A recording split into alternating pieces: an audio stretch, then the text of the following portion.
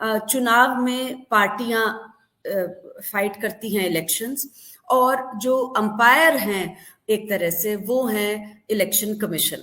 संविधान के अंदर ये क्लियर मैंडेट दिया गया है इलेक्शन कमीशन को, चुनाव आयोग को, कि वो सही तरीके से, निष्पक्ष तरीके से चुनाव कराएं। और जब किसी का काम होता है कि वो निष्पक्ष तरीके से चुनाव कराएं, तो बहुत जरूरी है कि उनका चयन जो है वो कोई एक टीम या कोई एक पार्टी ना करे। अब ऐसे में हम ये देख रहे हैं कि हमारे संविधान में ये लिखा है 1950 से कि एक कानून आना चाहिए जिसके तहत सिलेक्शन कमेटी, जो चयन समिति कमेटी है, उसका गठन कैसे होगा ये लिखा होना चाहिए, कौन बैठेंगे चयन कमेटी पर। जब तक ये नहीं होता, कॉन्स्टिट्यूशन में लिखा है कि एग्जीक्यूटिव, जो कि सरकार जिन्होंने बनाई है, वो पार्टी तय करेगी कि कौन बनेंगे हमारे इलेक्शन कमिश्नर और चीफ इलेक्शन कमिश्नर। अब बाय एंड लार्ज हमारे देश में जो चुनाव होते रहे हैं, वो लोगों को यही लगा है कि फ्री एंड फेयर चुनाव हुए हैं। लेकिन 2019 से बहुत सारे सवाल इलेक्शन कमीशन, जो हमारे चुनाव आयोग है, उस पर उठते आए हैं।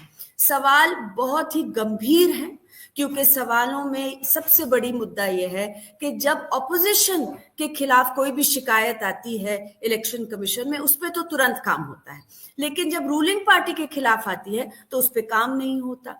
और भी तमाम तरीके के सवाल उठे हैं, जिसमें उठाने वाले केवल लोग नहीं हैं। जो चुनाव आयुक्त थे अशोक लवासा, उन्होंने भी रिजाइन कर दिया, ये कहकर के चुनाव आयोग के अंदर जिस तरह से काम हो रहा है बहुत ही तकलीफदायक है। उन्होंने कहा कि जब वो डिसेंट नोट खुद भी लिख रहे हैं, उनका डिसेंट नोट भी माना नहीं जा रहा। तो इन सब चीजों को मद्देनजर रखते हुए सुप्रीम कोर्ट के अंदर एक याचिका दायर की गई, और उसमें ये कहा गया कि जो चयन है वो किसी पार्टी द्वारा नहीं होना चाहिए, रूलिंग पार्टी द्वारा नहीं होना चाहिए इलेक्शन कमिश्नर्स का, उसे एक बैलेंस्ड तरीके से करना चाहिए। और सुप्रीम कोर्ट ने अनूप बरनवाल केस में एक बहुत ही अच्छा जजमेंट दिया, बहुत ही लैंडमार्क जजमेंट है, जिसमें कोर्ट ने दो चीजें बेसिकली कही। पहली चीज कि इलेक्शन कमिश्नर का चयन जो है वो एक बैलेंस्ड कमेटी को करना चाहिए, उसमें रूलिंग पार्टी को एक बड़ा नंबर नहीं होना चाहिए।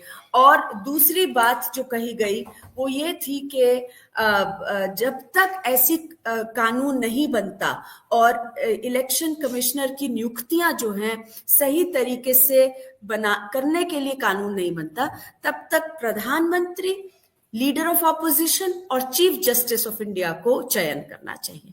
अब तुरंत इस बढ़िया आदेश के बाद सरकार एक कानून लाई। ये लगा कि कानून में अनुपालन किया जाएगा सुप्रीम कोर्ट की जजमेंट का, लेकिन पूरी तरह से सुप्रीम कोर्ट की जजमेंट की अवहेलना की गई और कानून लाया गया जो पार्लियामेंट में पारित कराया गया, जिसमें ये लिखा है कि चीफ जस्टिस की जगह एक यूनियन कैबिनेट मिनिस्टर ऐड कर दिए गए हैं।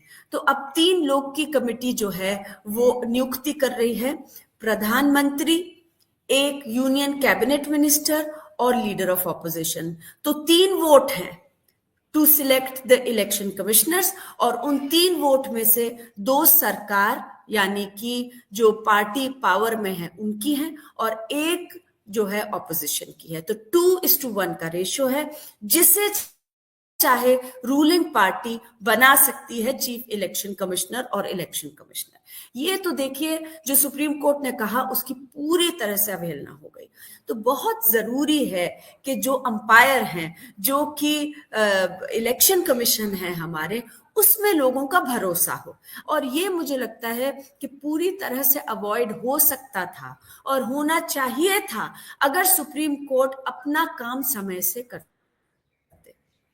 सुप्रीम कोर्ट के पास याचिका आज कल में नहीं गई है, ये याचिका जैसे मैंने कहा 1 साल पहले गई थी।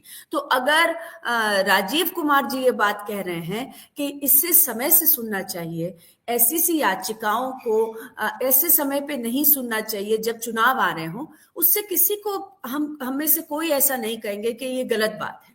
हम यही कह रहे हैं कि सुप्रीम कोर्ट के पास समय रहा है और उसके बावजूद सुप्रीम कोर्ट ने समय से सुनवाई ना करके आज जिस मकाम पे हम खड़े हैं कि चुनाव आयुक्तों की नियुक्ति हो गई है और अब उसे चैलेंज किया जाए, वो मकाम पहुंचना ही नहीं चाहिए था। बार बार जो पिटिशनर्स के जो लॉयर्स थे उन्होंने जाकर सुप्रीम कोर्ट में, मैं भी कोर्ट में मौजूद थी जब ये बात हुई थी, उन्होंने कहा कि देखिए नई नियुक्तियों का समय आ गया है क्योंकि जो चीफ इलेक्शन कमिश्नर हैं वो रिटायर कर रहे हैं 18 फरवरी को, तो आप पहले सुनवाई कर लीजिए। उसके बावजूद कोर्ट ने कहा नहीं हम कर लेंगे, हम अभी नहीं करेंगे, हम 3 फरवरी को कहा हम 12 को करेंगे, 12 को कहा अब हम 19 को करेंगे। देखिए जब चीफ इलेक्शन कमिश्नर रिटायर कर रहे हैं, सबको मालूम है कि वो 18 तारीख को रिटायर कर रहे हैं, सुप्रीम कोर्ट को मालूम है कि वो 18 तारीख को रिटायर कर रहे हैं, तो 19 फरवरी को हियरिंग रखने का क्या मतलब है? ये तो मतलब बिल्कुल दिमाग में इसमें कोई समझने की कोई बात ही नहीं है। कैसे समझा जाए इस चीज को?